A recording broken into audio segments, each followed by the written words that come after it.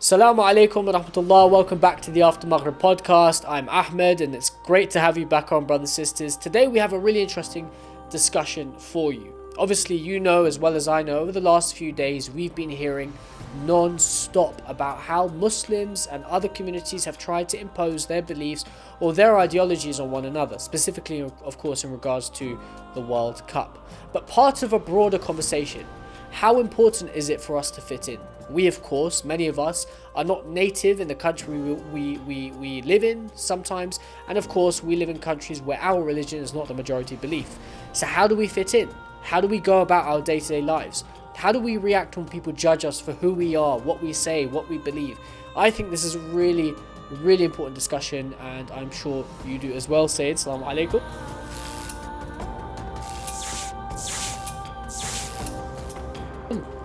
How are you doing? Alhamdulillah, how are you? I'm good. Obviously excited.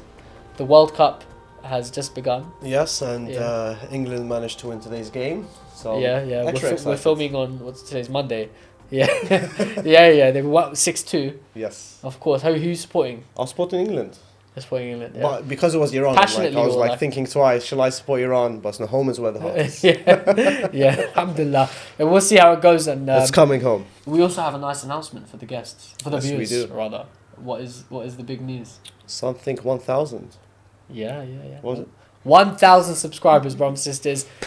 Give it up. Allahumma salli ala Muhammad wa ali Muhammad. You made it happen. We couldn't be happier. And because of you, we've hit this milestone in 5 months or something. And alhamdulillah, it's come a lot faster than we expect. But this is just the beginning. In the previous podcast, you said smash that subscribe button. Yeah, I think we 70 or 80 subscribers in the last week, which at our stage is a lot. Yeah, that was quite quick. Yeah. Quick. Alhamdulillah, we're getting there.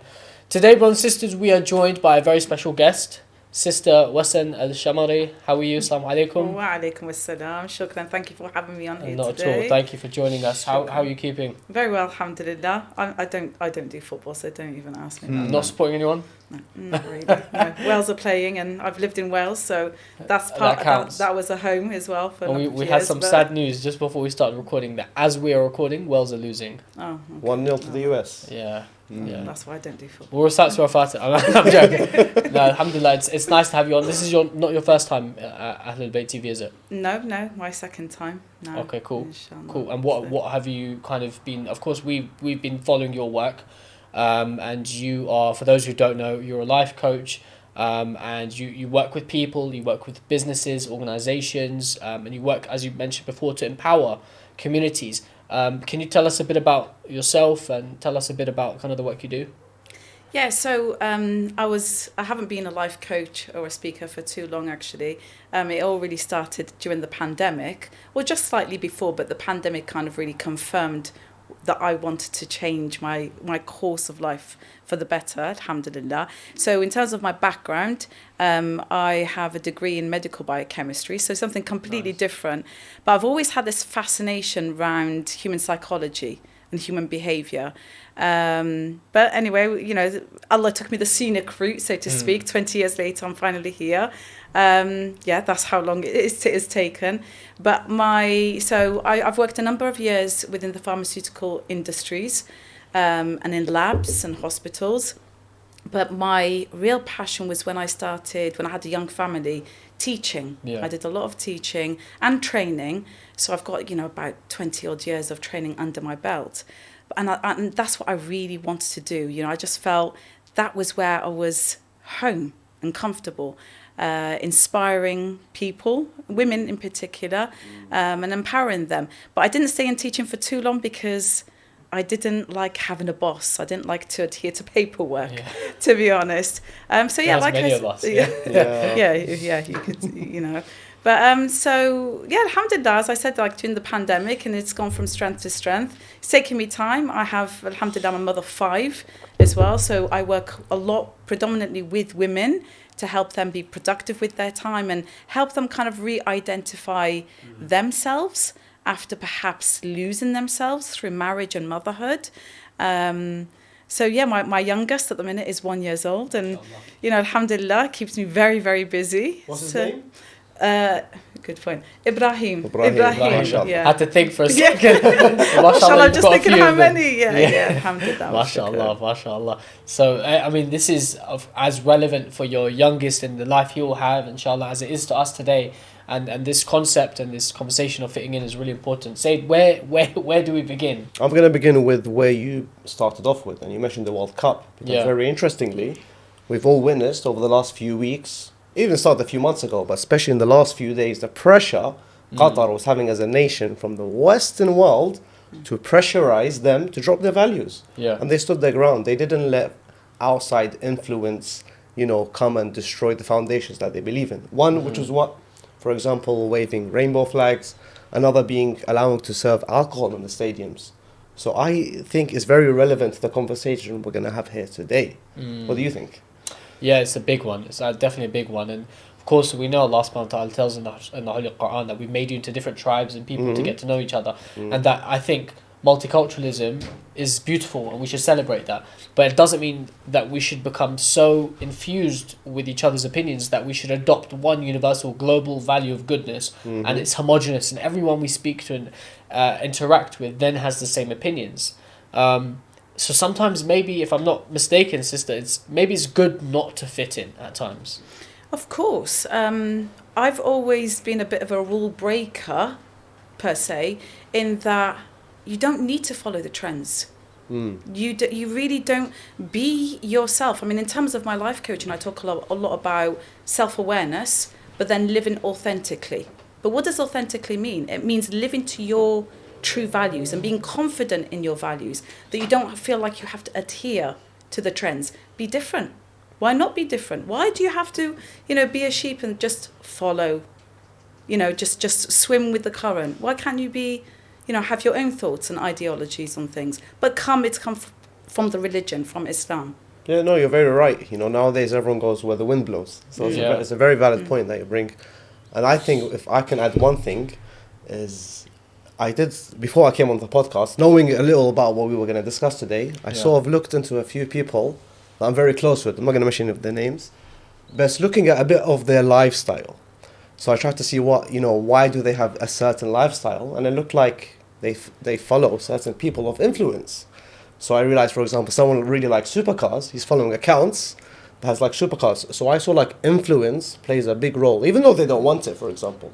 But as Muslims, how comfortable can we get where we don't allow outside pressure affect what we believe in? But again, see, that's the beauty of living authentically, that when you know that you're on the right path, okay, you will adhere to that, knowing that inshallah, you're on the right path, without the pressure of the external factors. When I say external, there's so much noise, there's so much distractions out there, and it's hard. It is hard. And you can fall into the trap, but sometimes you need to be kind of ring back in sometimes, whether it's a combination of things, whether it's your conscience that tells you, dhamir, where your circle of influence, you say about influence, your circle, your network, look at your network. Where are they going, and is that leading you astray? Yeah, I remember you mentioned a point in a few podcasts ago where you said you are this is probably something you know a lot about, and you are the average of the 5 people who spend the most time. Definitely, for sure. It's something interesting because, like we said, it will affect anyone in any age group. And if we take, for example, I want to start on a specific point because you commented on a post we had probably like a week ago or so on hijab, and there was a clip that we put on Instagram and specifically discussing sisters who take off their hijab and why that might be the case. And obviously we're brothers and we're guys, and I want to make that abundantly clear that we are nothing but observationalists, and we will try and understand it, and as men in the community we will try and support our sisters no matter what they're going through, and we're not here to pass judgments, but more as a case of us understanding the cause, and if there's anything we can do as men to support or improve the situation. Your comment was really nice, and I wanted to ask you whether you feel that kind of conversation about hijab plays a part in this conversation of fitting in and kind of the pressures and, like you said, the outside influence. Hijab is such a big topic. I think it's one of the most important topics, especially for women. Yes, but I say for women, but I think, like you rightly said, what's your role as men? Yeah. Whether as husbands, as brothers, as fathers. First of all, not to judge. You don't know the story behind a girl taking off a hijab or wearing it part-time or whatever, the story may be. Personally, for me, hijab is very hard. It is very hard to wear. But hijab is also very empowering, personally. It's a very for me, it's a very liberating thing. When I stand up now and I speak as a coach, I just think, honestly, I genuinely feel on top of the world. Proud. Very proud. Happy, yeah. Very proud, alhamdulillah. Because, and trust me, I faced a lot of bigotry, a lot of racism, a lot of condemnation, and from the nearest sometimes and dearest. But if anything, that fuels me to stand up and think, okay, I look at my role models, of course, in history, mashallah, and I think, this is mine now. And the West, you say about fitting in. In fact, this is a form of jihad. This is ibadah, this is worshipping Allah. Yeah. And can you hear the ching, ching, ching, ching, the points that I'm getting with Allah, inshallah. So if there's one piece of advice for the ladies out there, that think of it as a form of jihad. How empowering is that alone? What about people who don't want to go through that jihad and I'm not saying this in like a derogatory way, but people who just have had too much. We are very lucky. We live in one of the most cosmopolitan cities in the world, in London, and we are blessed to be around people who look like us and talk like us and so on. But for a lot of brothers and sisters, and in this case sisters around the world, who are the only, for example, hijabi in 5 miles radius or something like that, it's not as easy, and it might be very hard, and at times they may wish that I want to fit in, I want to get a job, I want to have a healthy relationship with my co-workers and these kind of things. It's interesting you bring this up, because I was actually raised in a city called Bristol, if anybody knows that area, and I was the only dark person, the only non-English person, the only hijab in the school for many, many years. I had 2 schools actually. In the first school, I suffered a lot of abuse, a lot of racism. My hijab was pulled off and things like that. So don't look at me now and think, oh, you live in London, you're surrounded by all these people and, all the Asians and the Muslims and what have you, and you wear your abaya comfortably. Yes, that's where I stand now. But before, it wasn't the case. Was it a struggle? Very big struggle. It was very, very difficult. My mum used to have her hijab pulled off in the streets, So, it's not easy. Okay, it's not easy. What can I say? For the sake of Allah, you try to continue it. Okay? I did think at one point, let me take it off. But my conscience just couldn't let me do it, personally. My conscience my love for Allah, I don't know what it was, maybe. I just couldn't do it.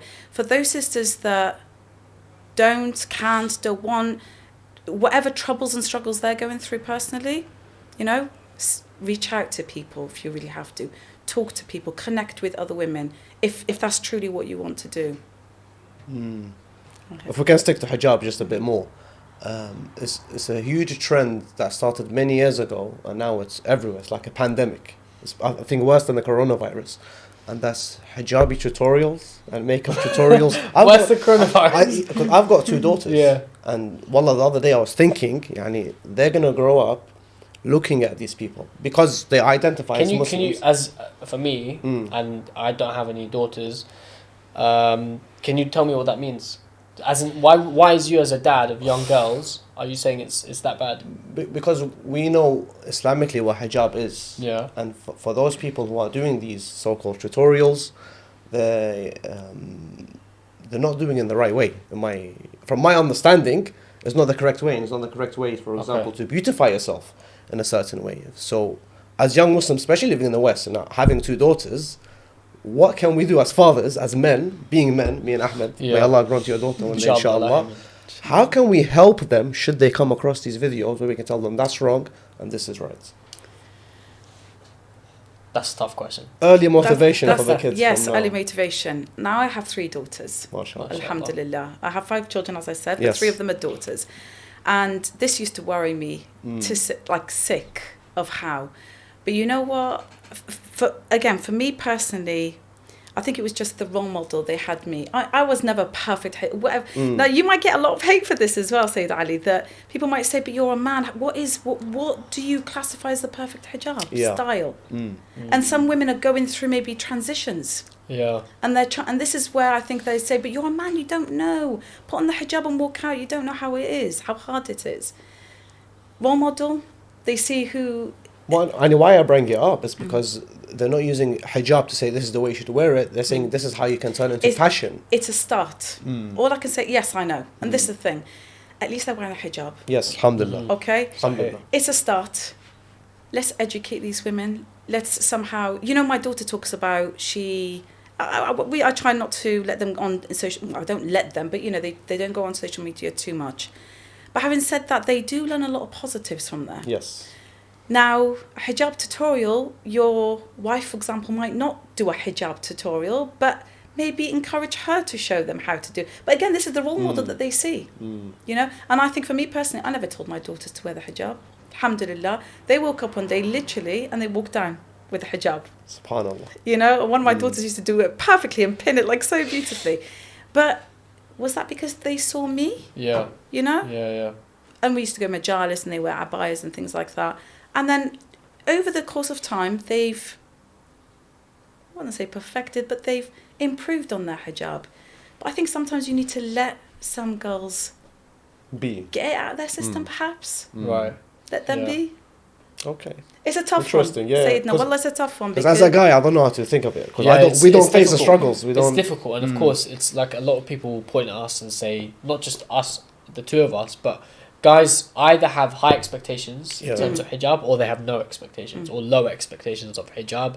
And it's tough because obviously you're when someone, for example, is like spouse hunting and they're looking for someone to marry, hijab is usually a big part of the conversation. Yes. Like I've met friends who were speaking to a girl, but the girl was not, like they would click and everything, but the girl would not meet his expectations of hijab, or for example her standards of a hijab were higher than his expectations, if that makes sense. So he would say, oh, loosen it up or something, or for example he would say, loosen improve your hijab. Well, so you get different types of people, right? Yeah. So I think it's a really tricky conversation. Maybe one day we need like a full on conversation on this, because we're just students, and of course we're learning, and we're always trying to understand more on what Allah subhanahu wa ta'ala has told us to do.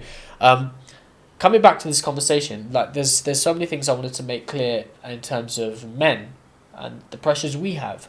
Okay, because look, I'll be honest, there's been a lot of narrative in the last couple of months in terms of the role of men and women, specifically men, on social media and the likes of Andrew Tate, masculinity and so on and so forth. So the expectation upon men now is that men, for example, have to be warriors. We need to be providers. We need to be protectors. We can't be pushovers. We have to be alpha masculine, like level people, if you see what I mean.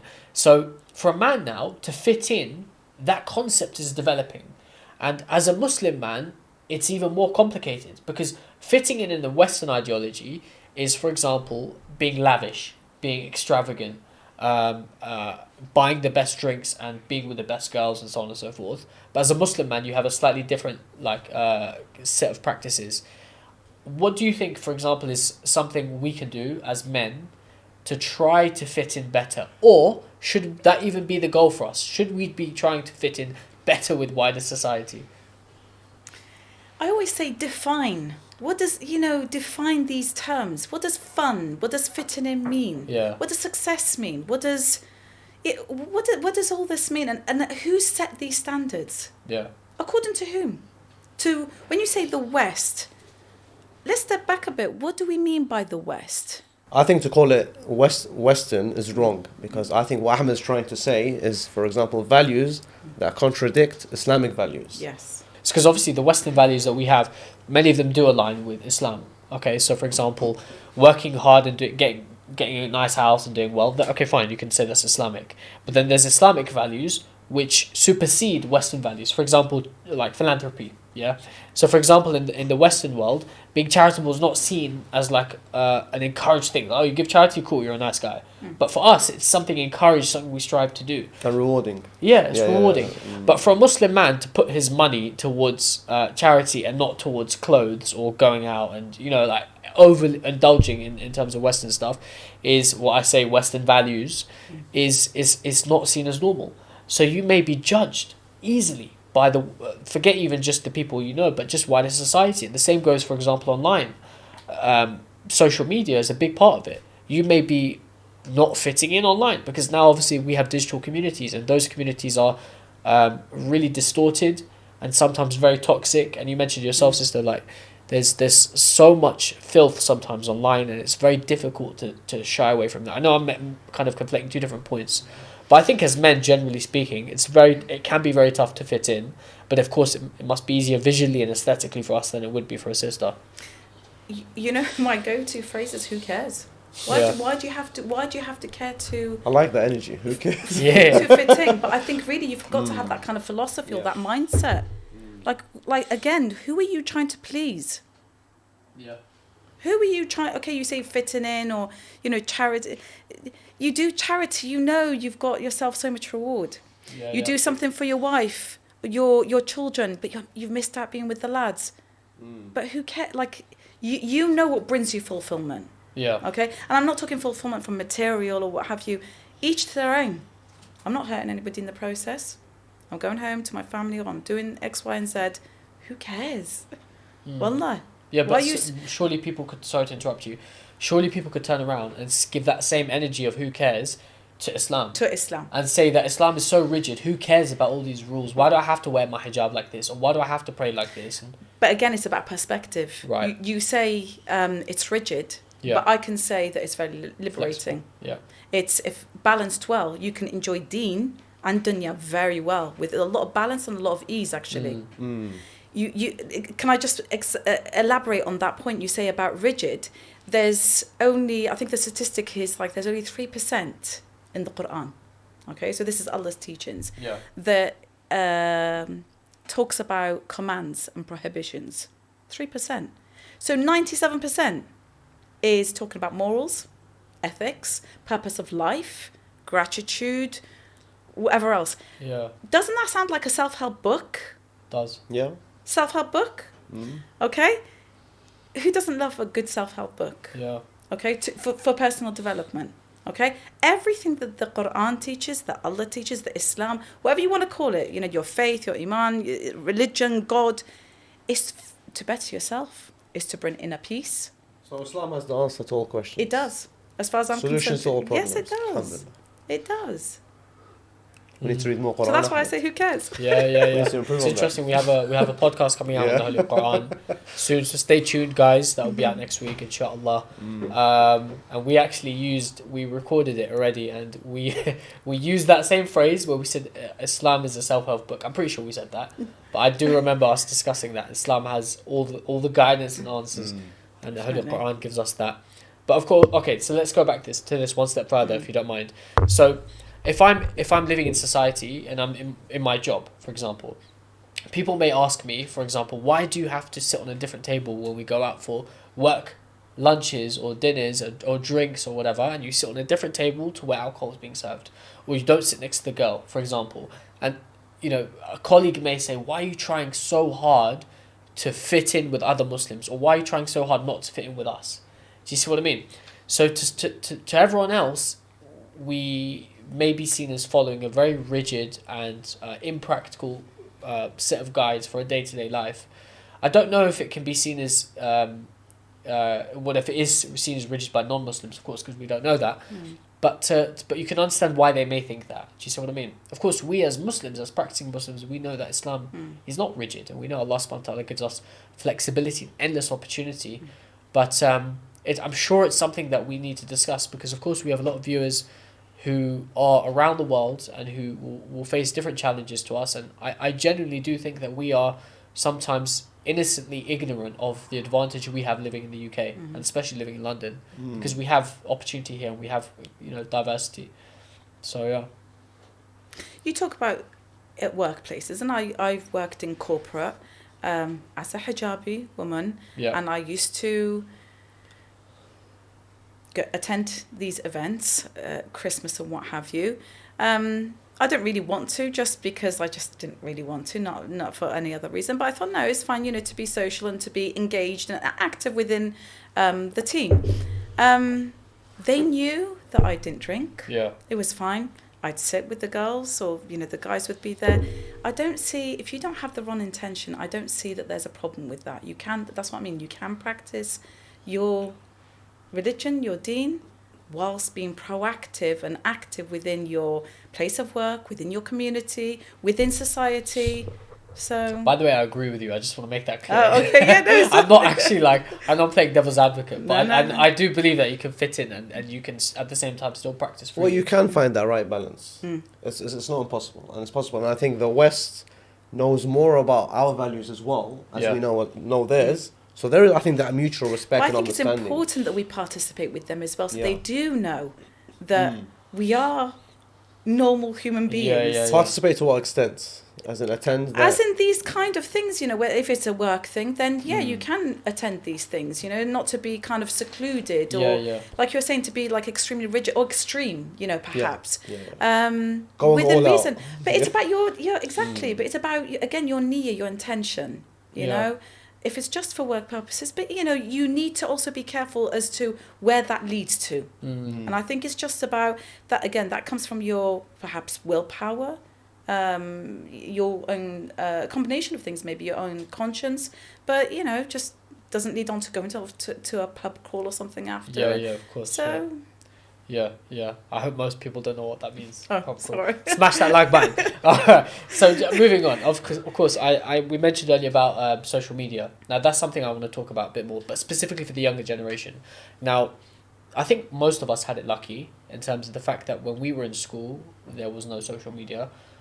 Towards the end of my school, there was Facebook had just come out. It was only MSN Messenger. MSN. I remember, Shia Chat, all that stuff. BBM. Yeah. I mean, our closest thing was, is it Shia Chat? I'm a lot older than you guys as well. I didn't even have that. That was just Shia Chat was the online forum. The online forum, But now, of course, for young people in school, you can be in year 5, year 4, and you'll have an iPhone, and mashallah, I saw a young girl at the age of 2, probably a couple of months ago, 2 years old, learn how to open Facebook Messenger and call someone on there. Thinking, wow, this is my insane. daughter comes and writes my phone password. That's by skill. the way. No way. I'm finished. But it's scary, isn't it? I mean, so of course, when you get to that age, and obviously we remember, at that age, especially for me, I really tried hard to fit in at school. And it's probably one of the worst things I did at that age, but it happens. But kids now are dying to fit in, not just kind of face to face, but online as well. So they'll type the same way, they'll post the same sort of pictures, they'll listen to the same type of music, they will engage in the same sort of interests. So gaming, streaming, all that kind of stuff is very common. All right, how do we address that? So we might have a listener now who's 16, 17 years old, or we may have a listener who's got children who are teenagers. Where do we begin? This is one of the, I think, biggest topic really for our youth. I have a daughter, my eldest is 16, and I always ask her, really, what is it that what's going through your mind?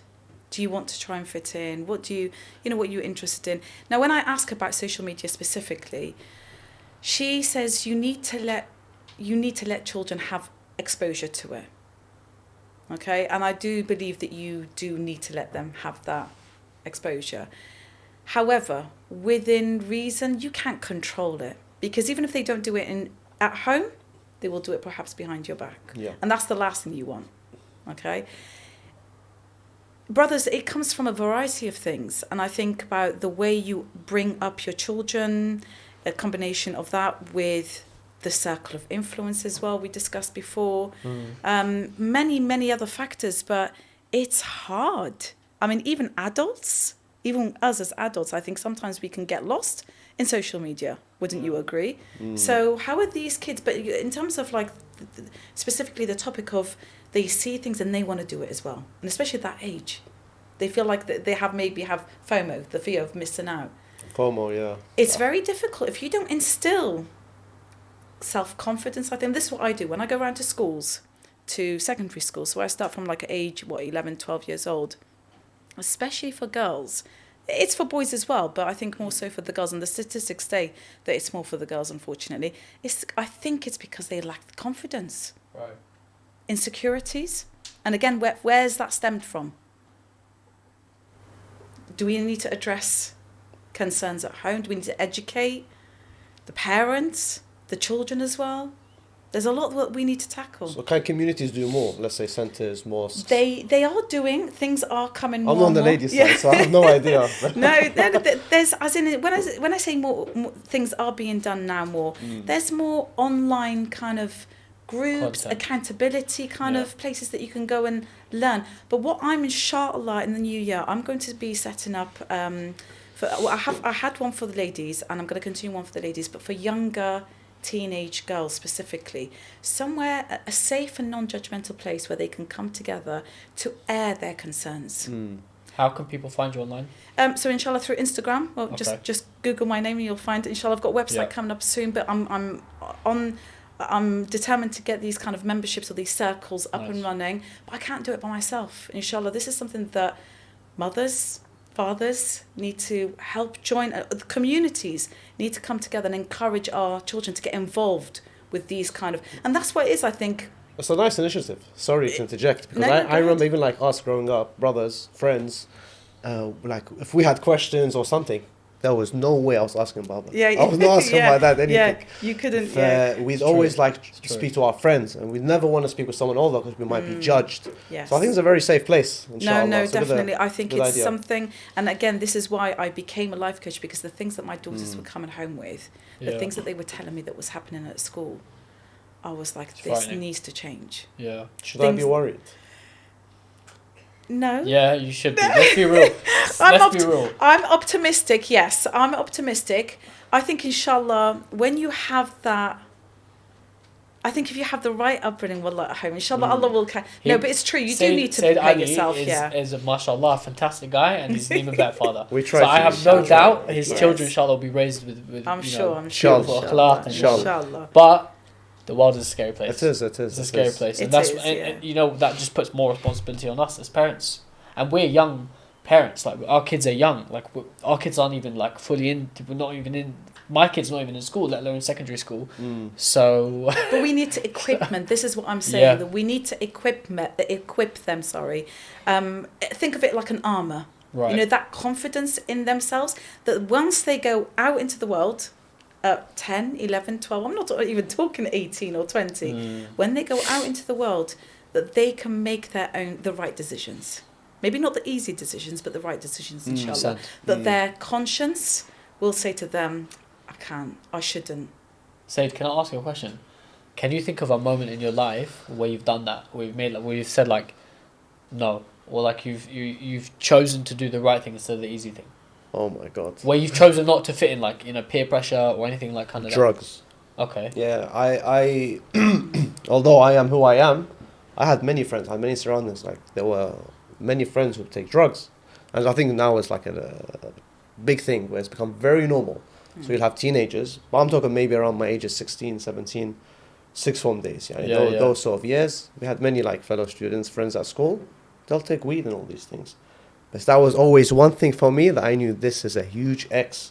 Knowing it's haram and knowing like the things that you can like destroy your mental health, destroy your spiritual health, like all these things, that was a big thing for me. Knowing everyone was doing it around me, apart from me, that was like... A lot of boys went through that. I went through that as well. Same kind of age, 15, 16, 17, you get exposed to it as well. It was that and girls, I'll be honest. Yeah. Alhamdulillah, we didn't reach... Yeah, it was tough. And like I remember when I was, I think when I was starting university, we lived in these flats, these dorms. So I lived with, luckily I lived with all guys. I lived with like 8 guys in one flat. But alcohol, like non-stop, music, flat parties, all of that kind of stuff, and you've just got to stay away. I remember I'd lock myself in my room for Freshers Week, which is like the first week when you join uni. This is long 10 years ago, and I would lock myself in my room, and I remember praying Fajr like on the first day I got to uni, and thinking like, what am I doing in this Where place? am I? Where am I? Yeah, Like, the walls are vibrating with music, and But that's your test, and Yeah, mashallah, you yeah. surpassed it. I hope so, Alhamdulillah, inshallah. But it's I think that there's a point in your life where when you become an adult, there's a litmus test where you'll be like, I have option A and option B, and at various stages, kind of when we look at life from a bird's eye view, we will see those tests like flag points on a scale. You know, and we'll see like this happened at this age and that happened at that age and that. And then when you zoom in a bit more, you have day-to-day tests. So you have day-to-day choices and challenges and options where you can do the right thing or do the easy thing. And it's very, very, very difficult at times. And we won't always make the right decision, but it's about learning, isn't it? It's about improving. Of course. And parents play a key role in this, because why I want to mention parents now, because I gave my example of saying, for example, no to drugs. Yeah. There's 99% of the school I went to, majority of my friends were all Muslim. No So way. they're Muslim, I'm Muslim. A lot of them were Shia as well, if I can be frank. But I don't think they had like the same upbringing. Even though we grew up together, I know them from primary school all the way till sixth form.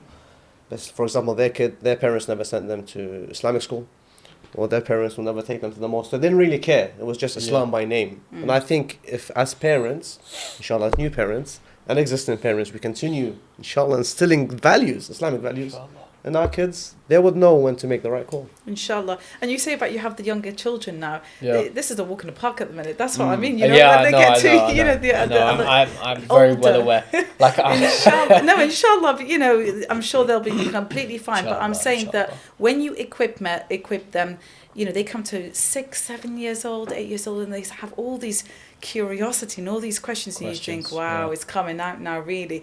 And they ask really intriguing questions, and it makes you ponder, you know, about religion, about this, or why don't we do that, or why are we not like this, or why don't we celebrate that, for example, you know? But it gives an opportunity for you to That's learn. interesting. Yeah. really. And then Stage, you're like at that stage now. they right? teach us. My eldest is only 5, by the way. But she asked me the other day, are we celebrating Christmas? And then Not even just Fatima, it's generally. I was like, we're celebrating Eid already, but they're already asking these questions, and you mentioned, faith questions. And the other day she asked, why does God put candy floss in the sky? She's talking about the clouds, by the way. That's so sweet. But they're so innocent, but they are learning. They're trying to understand Oh things. yeah, and they teach us in the process. They make us learn our religion more as well. What's the best thing I know we're slightly off topic. What's your favourite thing about being a mother or a parent?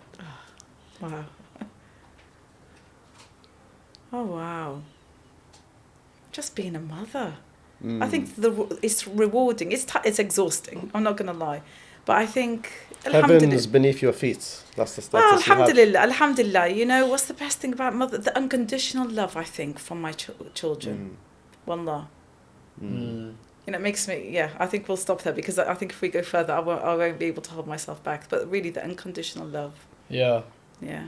Today, for the first time, like my son's nearly 1, and like he's now at a stage where we play games with each other. Like, it's so like, I don't want to say silly, but it's like finally getting to a stage where I can do stuff with him. Do you know what I mean? So I'm not just changing him and making funny noises and funny faces, but I'm playing with him. So like now I'm like, we're passing the ball to each other. We'll play football. Obviously he's throwing it to me and I'm passing it back to him.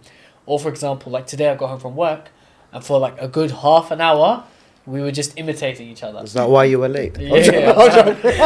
So cute. Every week.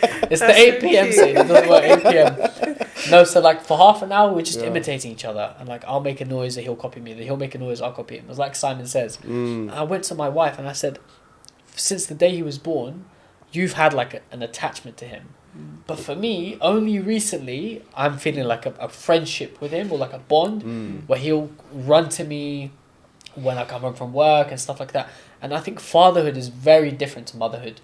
And it kind of comes back to our conversation about fitting in, because we live now in a world where people want to assume each other's roles, and they want to assume that, you know, not just, you know, Islam teaches us equity, but, you know, equality and gender roles are being so misconstrued and conflated today. And it's a big issue, because in my humble opinion, I think that a mother has her own special ability, psychologically, emotionally, even biologically, to connect with her children. And a father doesn't have that in the same way. Do you know what I mean? So it's okay not to be like someone else. Mm-hmm. You know, if you're a dad, don't be jealous of. I know, for example, a friend of mine who said that he would get mad, and I would as well, to be honest, when his kid would choose his wife over him, for example. It's okay, like, you know, you don't have to be someone else. You're unique, you're special in your own way. You have your own qualities, your own characteristics, your own attributes, and we should celebrate that because we're special. Allah's created us all unique, and no matter, you know, we've just hit 8 billion people in the world, and the fact that since the beginning of time there's been tens of billions. Sorry, 8 billion. 8 billion. Wow. Yeah. And everyone's different. Everyone's special. Yeah. You know, we don't have to fit in with 8 billion people. And even if you don't fit in with the people around you, there are people elsewhere who do fit with you and who do click with you. So, well, the fact that you were created, the way I look at it, as I said, because I work with personalities, that's my role as a life coach, personality types. yeah. The fact that you are created, you're unique. The fact that you're still here now breathing, you're unique. Yeah. Allah put you on here for a reason. But when people just take a moment to think back, like, okay. And the fact that you were chosen, the biology, out of, I don't know how many billions as well, that's another uniqueness about you. There's a lot to be grateful for. We thank Allah subhanahu wa ta'ala for, like, you know, giving us everything we have. And yeah, it's been a nice conversation. Thank you. I think I've learned a lot. I definitely feel calmer because I think you're very good at your job, even if you're not trying to. Yeah, I wanted to listen more. Shukran. And it's made me just reflect on a lot of things. Before we end the convo, you know, being a life coach and everything, is there any advice you can give us for the podcast? That's such a good question. Might have to edit some of this out. Advice for your podcast? Yes. Yeah. Why not? Yes. I think you're doing a fabulous job, honestly, mashallah. Advice, no, just be yourselves. And I think that's what's getting you to your 1K mark. But this is a free session now. It's unpaid. No. 5-figure sum. No, I mean, individually or collectively, mashallah, you know, you just be yourselves, follow your authentic selves. And I could see that the different personality types, and you bring in your own aura, and you bring in your own expertise and your life experience as well. Don't forget about that, you know, your individual struggles are your testimonies. You know, and you don't know who out there is listening that can benefit from any conversation that you say, wallah. And that's the benefit of very social nice. media. It's humbling, you know, mashallah. Alhamdulillah. Yeah, keep us in your prayers, sister, and inshallah we'll keep you in ours. Thank you, and we hope to have you back on again at some point. Shukran. Yeah, no, it would be amazing. It would be an absolute honour, honestly. Thank you so much. Thank you. Thanks thank for coming on. Shukran. And as always, brothers and sisters, thank you for tuning in. Before you go, hit that subscribe button if you haven't already. We've just hit 1K. How long will it be till we hit 2? That's the next question. We need to give it some thought, and then we'll set a deadline to that. But if you haven't subscribed, please. We were supposed to make a giveaway. Yeah, I think we should. Maybe in the upcoming podcast. Yeah. Keep your eyes tuned. Inshallah, Keep your eyes peeled. I think we've contacted one of our collaborators, and inshallah we've got some good stuff coming out. So yeah, stay tuned, guys. Hit that notification bell if you haven't already, so you know when every podcast drops. And leave us a comment. Tell us what you thought of Sister Wessen and a lot of the value she brought to us. I know we learnt a lot as well from being in her presence. And if you've got anything to add, as always, let us know. Nice to be with you, and inshallah we'll look forward to seeing you next week. Assalamu alaikum wa rahmatullah wa barakatuh.